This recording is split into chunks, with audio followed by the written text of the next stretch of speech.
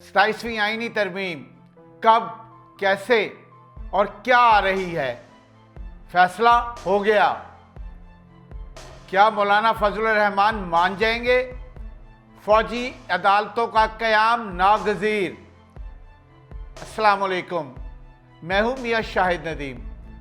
27वीं आईनी तरमीम की बहुत ज़्यादा बात हो रही है और मुख्तलिफ लोग इस पर मुख्तलिफ क़यासराइयाँ कर रहे हैं, लेकिन यहाँ पर हम आपको ख़बर देते चले कि 27वीं आईनी तरमीम आ रही है।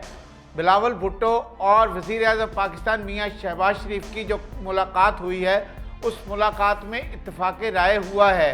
कुछ लोग ये कह रहे हैं कि इत्तफ़ाक़ राय 27वीं तरमीम पर हुआ है, कुछ लोग ये कह रहे हैं कि इत्तफ़ाक़ राय नहीं हुआ। भाईजान, इत्तफ़ाक़ राय और किसको कहते हैं? इत्तफ़ाक़ राय हो चुका है। ये मैं आपको अंदर की खबर दे रहा हूँ।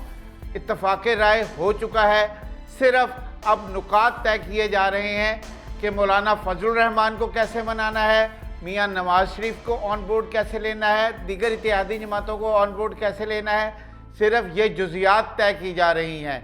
और इस हवाले से अब तो जो मौलाना फजलुर रहमान की जमात है, उनके अंदर से भी आवाज़ें आनी शुरू हो गई हैं कि फ़ौजी अदालत जो है उसको बनना चाहिए, वो मुल्की हालात के लिए नागुज़ीर है। इस हवाले से जो है मुस्लिम लीग नून तो पहले ही कह रही है और पहला जो आईनी मसवदा था उसमें ये मौजूद था, लेकिन उसके बाद मौलाना फजलुर रहमान नहीं माने थे, PTI नहीं मानी थी, तो इत्तफ़ाक़ राय पैदा करने के लिए इसको निकाल दिया था। मैं आपको ये बताता जाऊँ कि आईनी जो 27वीं तरमीम आ रही है उसमें फ़ौजी अदालतें जो हैं उसकी शिक शामिल है। और अभी ये कहा जा रहा है कि जो शोरज़दा इलाके हैं वहाँ पर जो है फ़ौजी अदालतें कायम की जाएंगी। जैसे बलूचिस्तान और KP के कुछ इलाके हैं, वहाँ के जो इलाके हैं वहाँ पर जो है वो फ़ौजी अदालतें कायम की जाएंगी, जहाँ पर जो इंतज़ामिया है या सिविल अदालतें हैं वो पूरी तरह जो है वो काम नहीं कर पा रही, वहाँ पर अदालतें कायम की जाएँ। लेकिन बतदरीज फ़ौजी अदालतें कायम होंगी, क्योंकि मुस्लिम लीग नून जो है वो इस बात पर पूरी तरह यकीन रखती है कि जो 9 मई के वाक़यात हैं उनके ट्रायल जो है वो फ़ौजी अदालतों में चलने चाहिए। इसके साथ 27वीं तरमीम की जो है वो कब आ रही है? कल जो मुलाकात हुई है बिलावल भुट्टो ज़रदारी और मियाँ शहबाज शरीफ की, उसमें ये बात तय कर ली गई है कि पहले 26वीं आईनी तरमीम पर मुकम्मल तौर पर अमल दरामद करा लिया जाए, क्योंकि अभी तक सिर्फ उसकी एक शिक पर जो है वो अमल दरामद हुआ है, वो है चीफ जस्टिस की तकर्री है उस पर, और वो हो गई। आईनी बेंच का क़याम जो है उस पर जो है वो कह रहे हैं कि अब इसको फौरी तौर पर नाफिजुल अमल कराया जाए, आईनी बेंच बनाए जाएं, ताकि आईनी बेंच बन जाएं और तमाम आईनी मुकदमात वहाँ जाएं।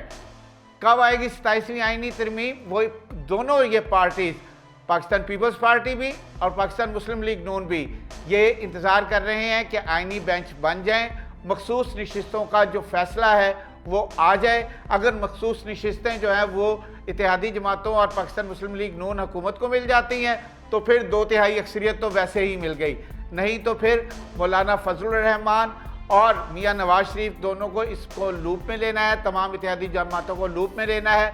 और 26वीं आईनी तरमीम के मुकम्मल तौर पर नाफिजुल अमल होने के बाद जो है वो 27वीं तरमीम फौरी तौर पर जो है वो ऐवान में पेश कर दी जाएगी और इस मरतबा जो है वो मौलाना फजलुर रहमान को पूरी तरह लूप में लिया जाएगा। इसके साथ साथ जो फ़ौजी अदालतों का क़याम है वो भी इसको नाफिजुल अमल कराया जाएगा, और इस पर जो है मैंने आपको पहले बता दिया कि वो कैसे कराया जाएगा। पहले शोरज़दा इलाकों में कराया जाएगा और उसके बाद बतदरीज जो है वो आगे किया जाएगा। ख़ुद JUI फे से जो उनके हैं MNA नूर आलम, वो कह चुके हैं कि मैं ख़ुद फ़ौजी अदालतों के क़याम का हामी हूँ और मुल्क के हालात के लिए ये ज़रूरी हैं, और इसको जो है वो मैं असम्बली के फ्लोर पर खड़ा होकर भी कहूँगा। इसके साथ साथ राना सनाउल्लाह भी बता चुके हैं। तो फिर इसमें अब इबहाम कोई नहीं रह गया। 26वीं आईनी तरमीम के पूरी तरह नाफिजुल अमल होने के बाद, आईनी बेंच बनने के बाद 27वीं तरमीम आ रही है। आज के व्लॉग में इतना ही। आपसे इजाज़त चाहता हूँ। मियाँ शाहिद नदीम को इजाज़त दीजिए। अल्लाह आपका हामी व नासिर हो।